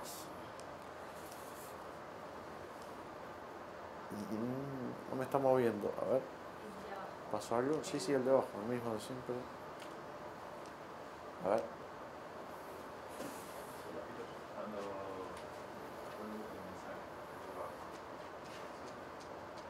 ¿Murió? Si no me lo mueve. No, mover. No, hacerle clic. Tocar la pantalla de la presentación y ahí vuelve. ¿No? En realidad queríamos ver este gráfico de nuevo. Gracias. Bueno, esto es un ranking de riesgo de burbuja. Los países que están en riesgo de burbuja, los que están sobreapreciados, los que están valorados, no los países, perdón, las ciudades, las principales capitales del mundo, ¿no? Los que están en su valor justo, digamos, o atractivo, los que están bajo el valor que deberían estar, ¿no? Como vemos, bueno, Dubái está muy caído y Europa, España, Italia, bueno, aquí no está Grecia, pero España, Italia y Grecia son hoy los 3 mercados más caídos del mundo desarrollado, ¿no? Vamos a repasar rápido Estados Unidos. El Case-Shiller, que es el índice en el 2008, máxima burbuja, desde el 2008 a hoy está 55, o sea, este es el índice de la vivienda, ¿no? Hoy está 55% arriba el valor de la vivienda, arriba de la burbuja, o sea, totalmente inflada, ¿no? La suba que tuvo durante el 21, 17% anual, una locura. Recuerden que lo que veíamos en el primer gráfico, que el promedio es 3%, o sea, creció 6 veces, o sea, lo que creces en 6 años, creció en 1. Esto es segmento por segmento, 52% los inmuebles comerciales en general, 23 oficinas, 60 el logístico, 3% que es retail, 118% arriba del 2008 multifamily, los edificios de renta. Como veíamos, la gente está buscando renta y eso hace que, o sea, por un lado subieron los valores de alquiler y por otro lado la tasa que rendía un multifamily en el 2010-12 era 8%, rinde un 3,5-4%. O sea, tremendo la apreciación que tuvo, ¿no? Y bueno, hoteles 5%. Latam, principalmente en casi todos los países, está viviendo un proceso de ajuste que empezó allí por el 2018-19, ya llevamos 3 años, y bueno, creemos que va a continuar esta tendencia al menos 1 o 2 años más y seguramente luego empieza a rebotar. Ya nos vamos a posicionar un poco en España, que es donde uno de los países que vemos más oportuno. Vamos a hacer el doble clic para repasar rápidamente. Segundo país del mundo junto a Italia que más cayó el PBI de los 44 países desarrollados, triplicó la caída de Estados Unidos, duplicó la media de los 44 países, 12% de caída del PBI, rebote de un poco más del 5% el año pasado. La tasa de esfuerzo, este es un dato importante, es qué esfuerzo tienen que hacer las familias de sus ingresos para pagar su hipoteca.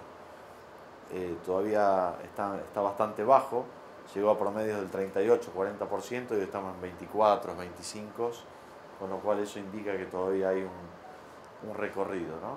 Esta es la inversión, como vemos se desplomó España, tuvo casi 6 años de caída, 7 desde el 2008 al 2014, y en 2014 empezó a recuperar la inversión y empezó a rebotar el mercado, ¿no?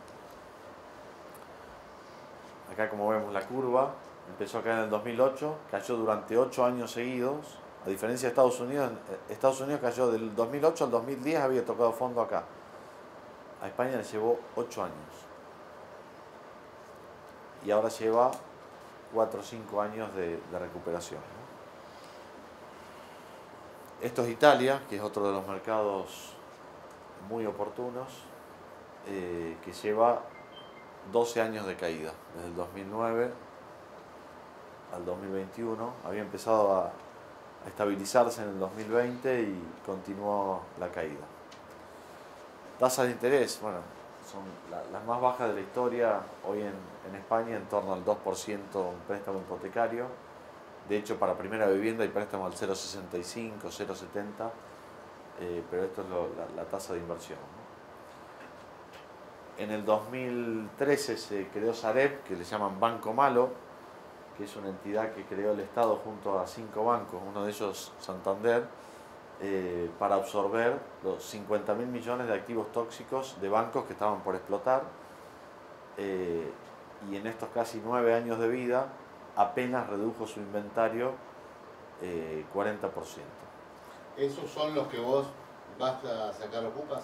Sí, en el 2014, en el máximo nivel de exposición, había 280.000 millones en stock en los bancos, de los cuales 50.000 tenía Sareb, y hoy quedan 100.000. Pero están entrando más ahora con la crisis. Ahí es donde están las oportunidades, digamos. Exactamente. Rápidamente un repaso a España. El Euribor, bueno, en Europa negativo, tocó fondo en enero del año pasado a 0,505 negativo. Hoy está hoy subió un poco estos días, esto es de diciembre, creo que está a 0,30 y pico hoy. Entonces, tasas de intereses más bajas de la historia.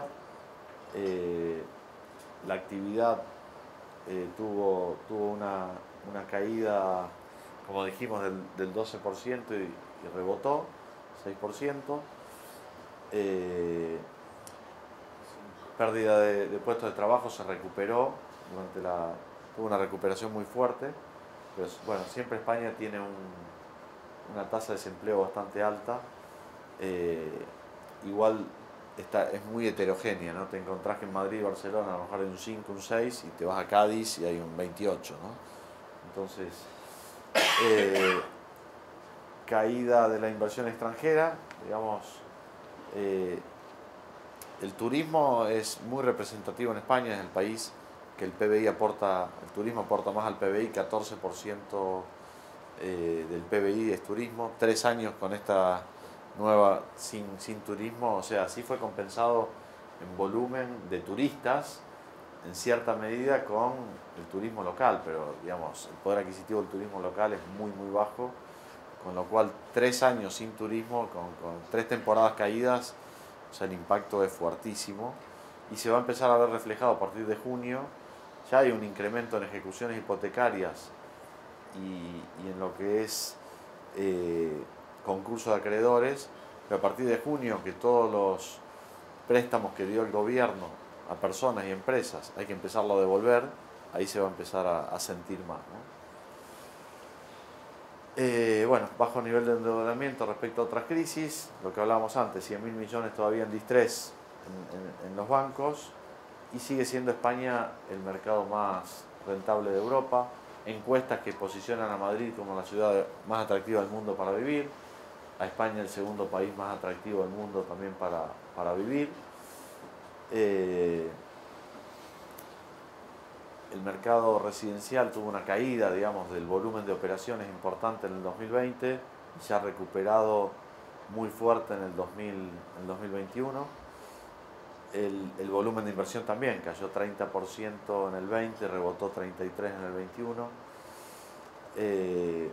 Los valores residenciales fueron los que menos sufrieron, creo que como en todo el mundo, 0,5 en el 20 y rebotó 5% y se espera un 6% para este año. Bueno, lo que hablábamos antes, incremento de ejecuciones hipotecarias, incremento de concursos,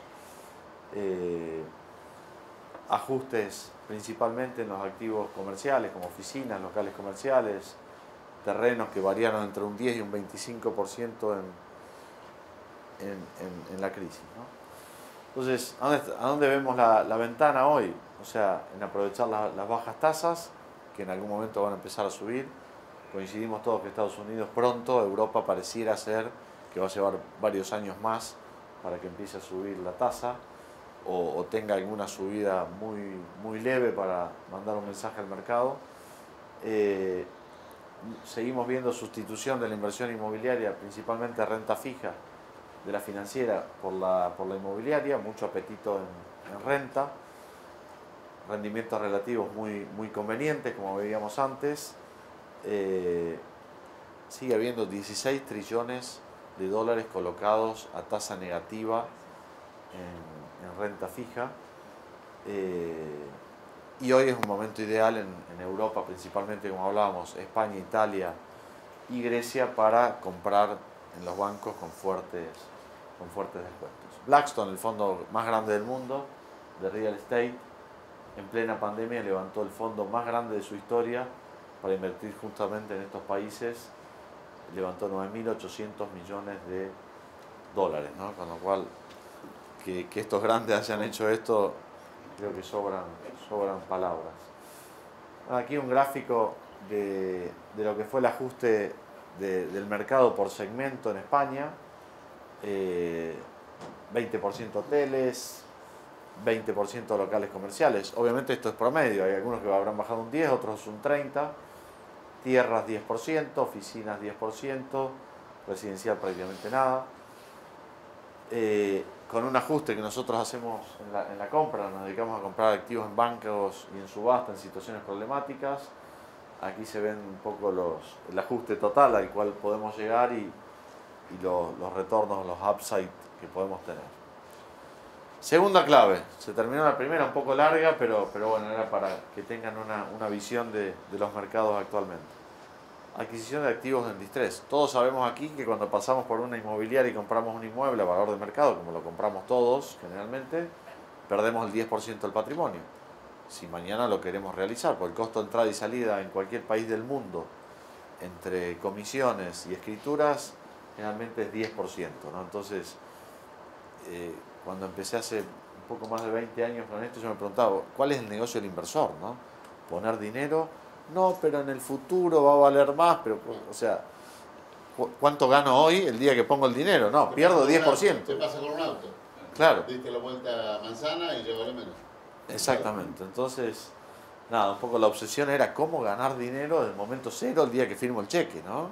Después, si el futuro me acompaña, será buenísimo, ganaré más, pero hoy, ¿cómo gano dinero? Y bueno, la respuesta la encontré, digamos, mirando un poco qué hacían los grandes fondos globales, ¿no? Aprovechando las crisis, entrando en mercados cuando estaban destruidos. Generalmente un mercado desarrollado está financiado 70-80%, con lo cual cuando hay una crisis el inventario pasa a las entidades financieras, a los bancos, y ahí está el negocio. O sea, los bancos necesitan recuperar la liquidez y ahí entran los grandes fondos a darles esa liquidez para que se normalice el mercado, y los fondos hacen de puente 3, 4, 5, 7 años hasta que el mercado se recupera, los bancos recuperan la liquidez, pueden volver a empezar a prestar y ahí el usuario final empieza a poder volver a comprar. O sea, generalmente una crisis implica que te quedaste sin mercado, porque el comprador, que depende 100% del préstamo, si no hay préstamo no hay comprador. Entonces, quien pasa a cumplir ese rol de darle la liquidez al banco para que vuelva a poder prestar, son justamente los grandes fondos de inversión, ¿no? Y ahí es donde está el beneficio y la oportunidad de comprar 20, 30, 40, 50, dependiendo de la gestión que quieras hacerle, ya sea legal o técnica al activo, de descuento, ¿no? Y es la fórmula para empezar ganando el día que firmas el cheque. De hecho, vos vas a ser literal, ¿no? Vos has exacto. Sí, de hecho nosotros empezamos haciendo algunos desarrollos y ¿saben? De los 200 fondos más grandes del mundo, ¿saben cuántos de ellos desarrollan?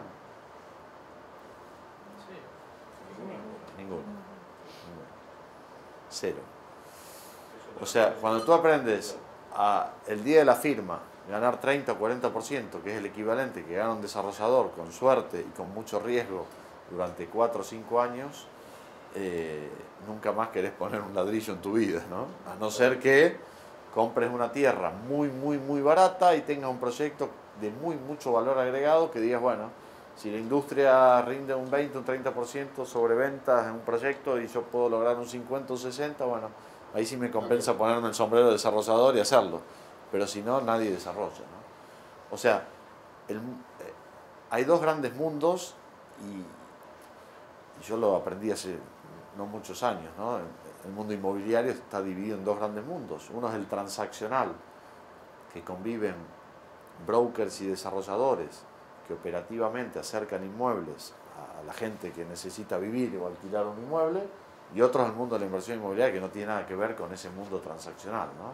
Que está compuesto por 200 señores, grandes fondos, bancos y administradores de fondos, que es un poco lo que llevamos adelante nosotros. Y ese es el mundo de la inversión inmobiliaria, que es global y que justamente la primera premisa es a qué mercado en crisis voy para poder hacer esto.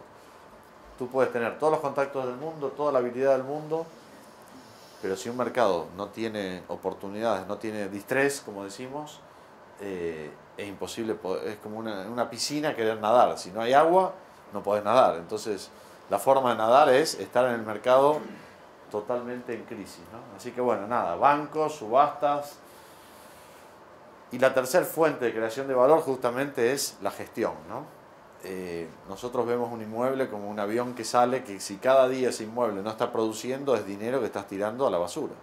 O sea, cada día que tienes un inmueble vacío, ya sea que estés, digamos, pensando en venderlo o en alquilarlo, es dinero que tiras a la basura porque el capital ya está ahí y si no produce, entonces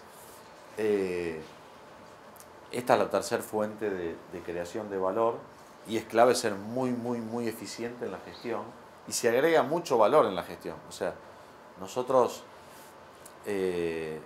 podemos comprar este hotel y alquilárselo a Lloyd Suite si es un buen operador, y este hotel alquilado hoy tiene un valor. Ahora este hotel vacío ya tiene un valor menor, claro. Este hotel vacío y destruido tiene un valor menor, este hotel vacío, no, destruido, pero sin posesión. ¿Por qué sin posesión? O porque está Loy Suite en quiebre y no nos paga, o sea, un inquilino moroso, o porque entraron 50 señores de una villa, o que su negocio es ocupar viviendas para que luego lo saquen con dinero. O sea, uno ocupa ilegal y tiene otro valor, ¿no? Entonces, cuanto más dispuestos estamos a gestionar, más valor agregamos, ¿no? Nosotros tenemos una visión del riesgo distinta. Generalmente en el sector inmobiliario, inclusive los bancos, a un activo inmobiliario, el riesgo inmobiliario lo ven por la ubicación o por la calidad, digamos, arquitectónica o los amenities o por la antigüedad de un inmueble, ¿no? Nosotros lo vemos por el ciclo del mercado en el cual estás. Es decir, cualquier tasador inmobiliario llega, no sé, a Brickell en el 2017, 18, y dice, no, esto es un inmueble muy seguro, AAA y demás, pero el mercado se estaba desplomando. Para nosotros, en ese momento, entrar en ese mercado era sumamente riesgoso, ¿no? Y comprar un activo en Detroit, como comprábamos a $5.000, $10.000 en el 2015, que todos decían, pero estás loco, hay cenizas en el mercado, o sea, nunca se va a recuperar, una ciudad fantasma, no hay luz, agua, teléfono, casas incendiadas. A nosotros nos parecía de muy bajo riesgo porque el valor de ese activo históricamente tenía un valor de $150.000. Entonces, bueno, tenemos una visión muy distinta del riesgo. También separamos porque muchas veces se mezcla el riesgo de mercado y el riesgo de gestión. Como hablábamos antes, si este hotel estuviese devastado y ocupado por gitanos ilegalmente, un inversor podría decir, no entro porque es mucho riesgo. Pero si tengo la capacidad de gestionar, o sea, el inmueble está en el mismo mercado en Argentina, en la misma ubicación. O sea, el riesgo del mercado es el mismo. Ahora, tengo un riesgo de gestión, que si no lo sé gestionar, es un riesgo, pero si lo sé gestionar y el valor de ese inmueble lo termino pagando habiendo sacado a esos señores y habiéndolo puesto en valor y trayendo un operador, lo termino pagando 40 o 50% debajo de que si lo pago ya en gestión, bueno, el riesgo para nosotros es menor, ¿no? Pero diferenciar un poco los riesgos. Entonces, como ustedes saben, en una inversión inmobiliaria intervienen 10 jugadores y la clave es tener un equipo para gestionarlo y eso es un poco lo que hacemos, ¿no?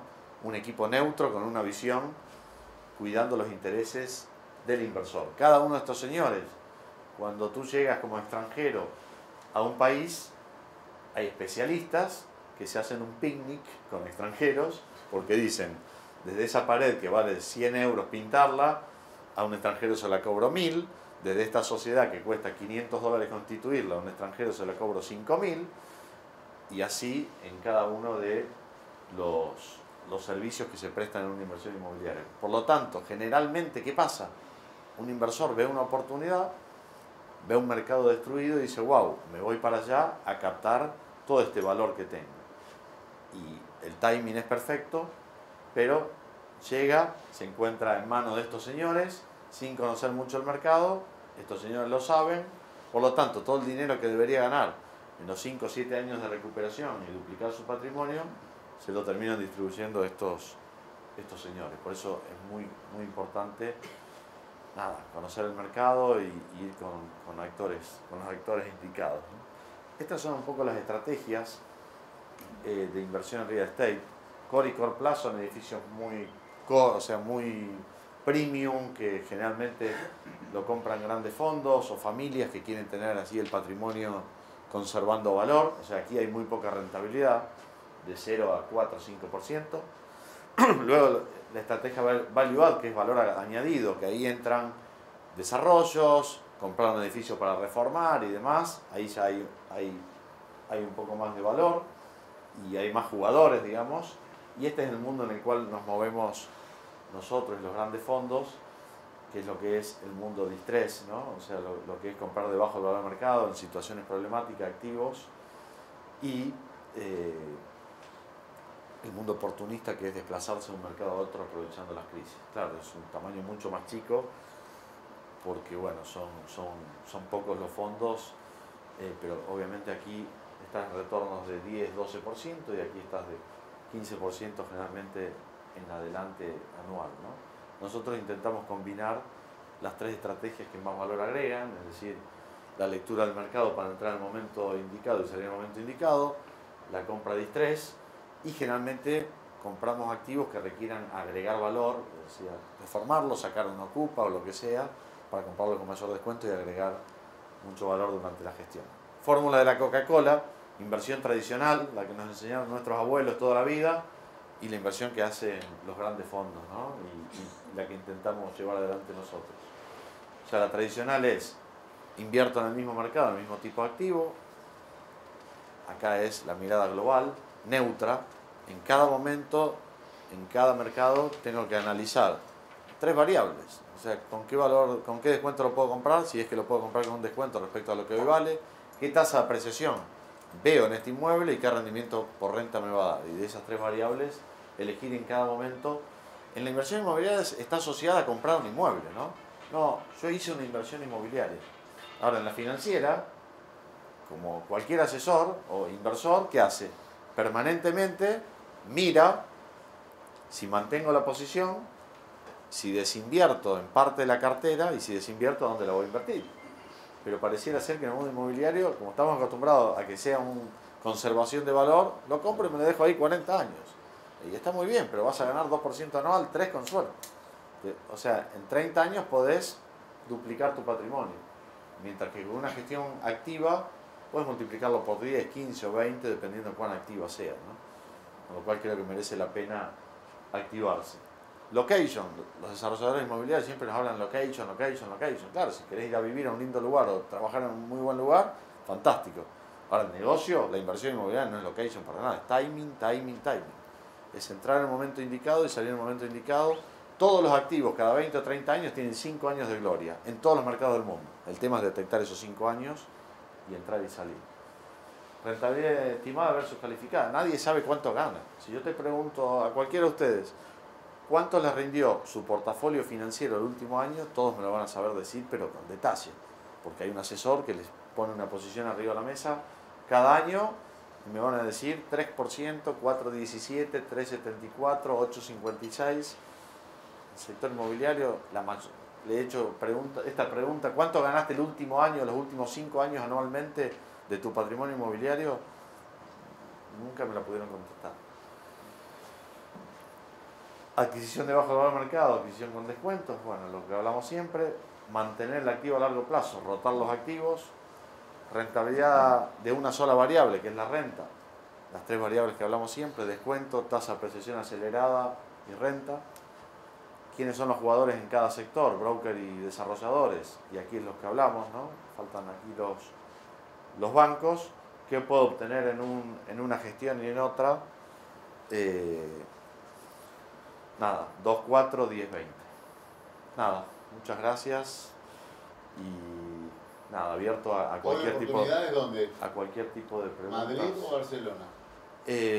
Hoy oportunidades... Por el quilombo político de Barcelona. España... De ese mapa que pusiste recién, ¿dónde sí y dónde no? Justo pusiste un mapa con donde está ahí. Excelente, último. Perdón, ¿me dejás la... la...? Ah, no, esa es donde estamos ubicados nosotros. Sí, precisamente, sí. de esos lugares. No, nosotros tenemos oficinas en Latinoamérica, estamos creciendo en Latinoamérica con oficinas principalmente para atención a nuestros inversores. Claro, captación de fondos. Exacto. Pero lo que te digo es, ahí decía, España, Miami, Chicago, México. Si vos tenés que decir Miami sí no, España sí no, Chicago sí. Estados Unidos no, únicamente, España sí. únicamente Detroit. ¿Qué pasó con Detroit? Estados Unidos tocó fondo en el 2010, mediados, 2015 estaba recuperado, la media, esto el 99% de las ciudades tuvo ese comportamiento. Detroit en el 2015 cayó, bueno, la caída había sido 48%. Detroit en el 2015, por la ciudad cayó en bancarrota, no había luz, agua, desastre, 80% había caído en el 2015. Es decir, Estados Unidos recuperado en el 2015, Detroit 80% abajo. Con lo cual, hoy Estados Unidos, como veíamos antes, está 50% arriba, Detroit todavía está 46% abajo.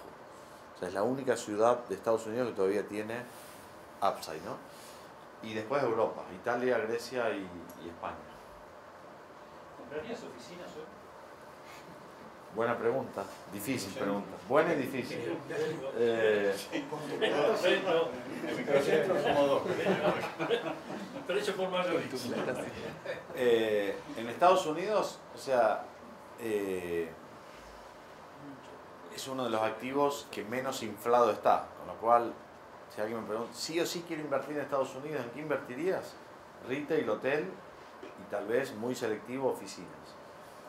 Pero no, nosotros no invertimos en Estados Unidos hoy.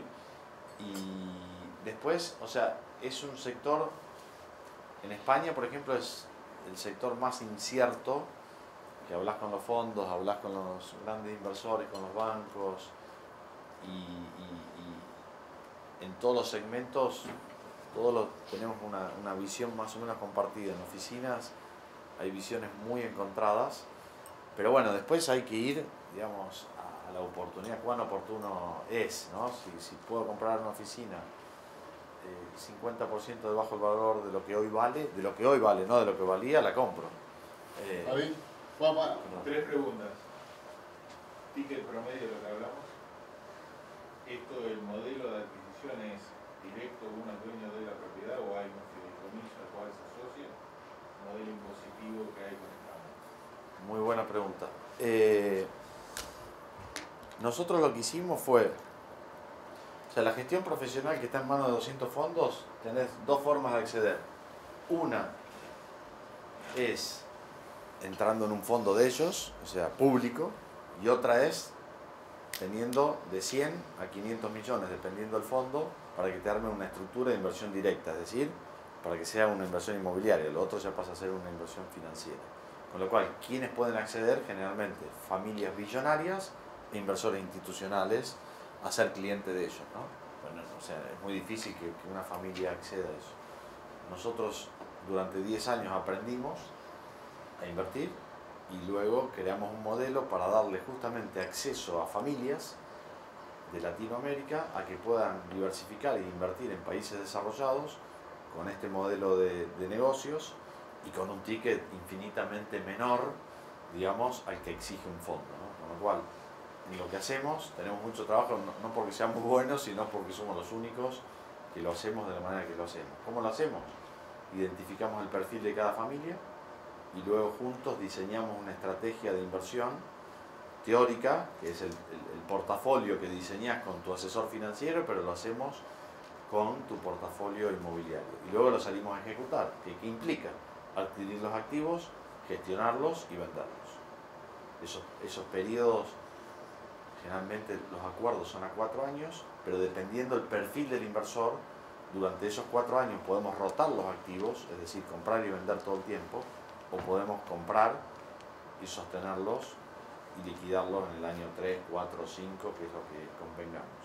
Entonces, tickets mínimos, idealmente para nosotros, 5 millones, pero bueno, nada, sabemos que muchas veces o familias no tienen liquidez o quieren probar y demás, y podemos empezar con 1 o 2 millones por familia, ¿no? Me habías hecho otra pregunta, fiscal, ¿no? La propiedad entonces es de la familia. 100% de la familia, controla la familia, nosotros no tocamos ni dinero ni activos, solamente un contrato de prestación de servicio. Parece Olmedo. Eso no es contrato.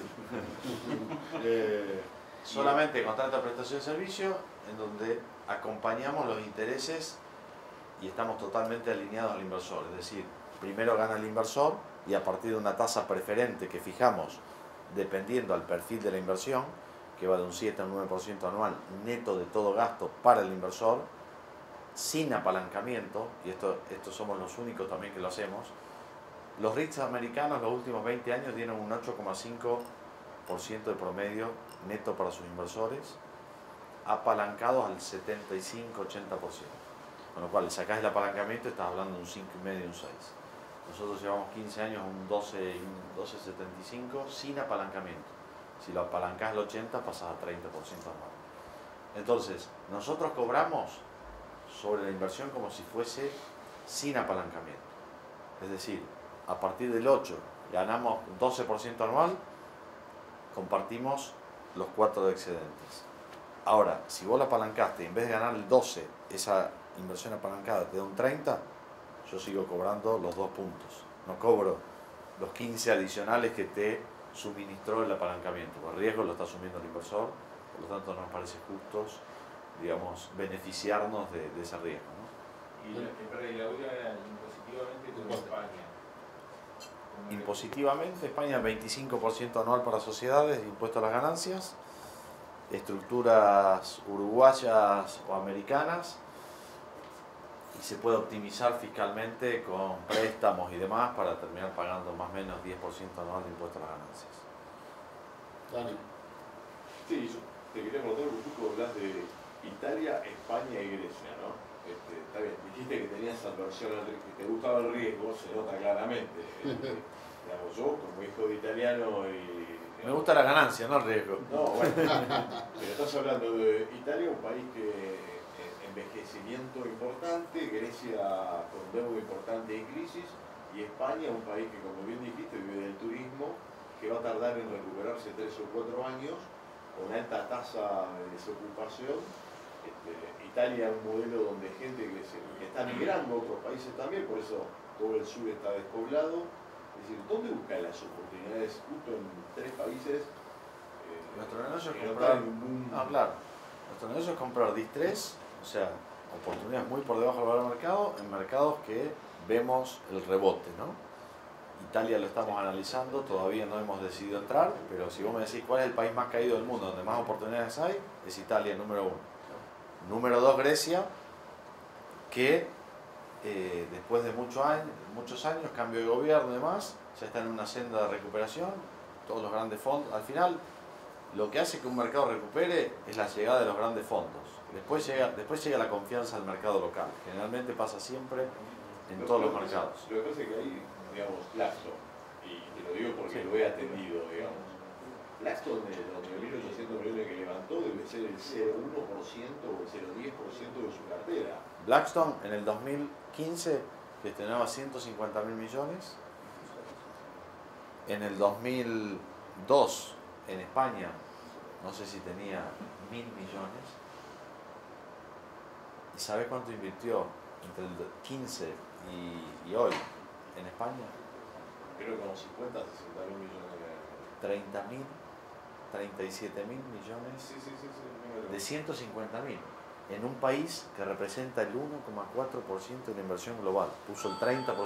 ¿Te crees que son tontos? Compró el fondo hotelero más grande de España en el 2000, un año antes de la pandemia, 86 hoteles, 3.500 millones de euros, y hoy puedes comprar hoteles 40 o 50% debajo de lo que pagó Blackstone. ¿Te puedes equivocar? Muy difícil. Entonces, para nosotros España ya empezó a rebotar. Ahí hay un hecho ya.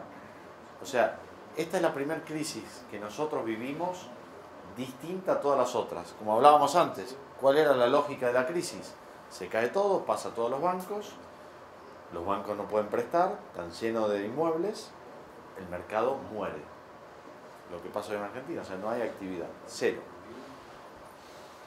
¿Qué pasó en esta crisis?